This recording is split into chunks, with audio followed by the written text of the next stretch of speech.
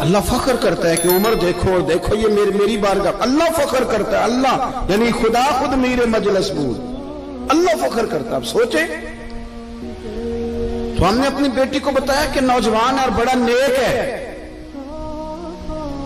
تو کہتے ہیں وہ کھانا کھلا کے ہم واپس آ گئے، آدھی رات کا وقت ہوا تو دروازے پہ دستک ہوئی، بچی اپنے کمرے میں سو رہی تھی، ہم اپنے کمرے میں، وہ بیٹھک میں، گھبرا کے اٹھے کہ اس وقت کون ہے دروازے پہ؟ تو بیٹی کہنے لگی ابا دروازہ تو کھولنا۔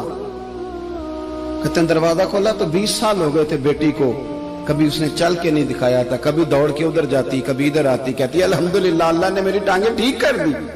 ہم دونوں رونے لگے، اے اللہ تو کتنا کریم ہے، کیسے ہوا بیٹے سارا کچھ؟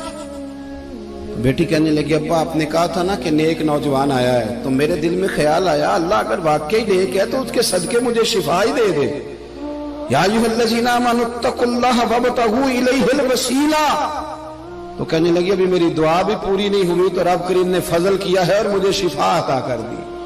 کہتے ہم دوڑ کے اس کے کمرے میں گئے اور جب ہم نے ہاتھ رکھا تو دروازہ پہلے سے کھلا تھا، ایک خط چھوڑ گیا تھا۔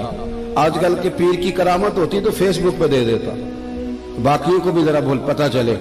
کہتے ہیں وہ خط چھوڑ گیا اپنے بستر پہ کہ اگر تم لوگوں کو مجھ سے محبت ہو گئی ہے تو میرے پیچھے نہ دوڑنا، اس رب کی بارگاہ میں جھکنا جس رب نے میرے اوپر بھی فضل فرمایا ہے اور آپ پر بھی کرم فرمایا ہے۔ میرے نوجوان دوستو، یہ جو بچپنا ہمیں لوگ کہتے ہیں نا ابھی بچے ہو، ابھی جب آپ بالغ ہو گئے تو نماز فرض ہو گئی، سچ بولنا ضروری ہو گیا، رزق حلال کھانا ضروری ہو گیا، شریعت ساری کی ساری لاگو ہو۔ ایک تو درگزر سے کام لیں، دوسرا اپنی زندگی کے اندر خواہشات کو چھوڑیں۔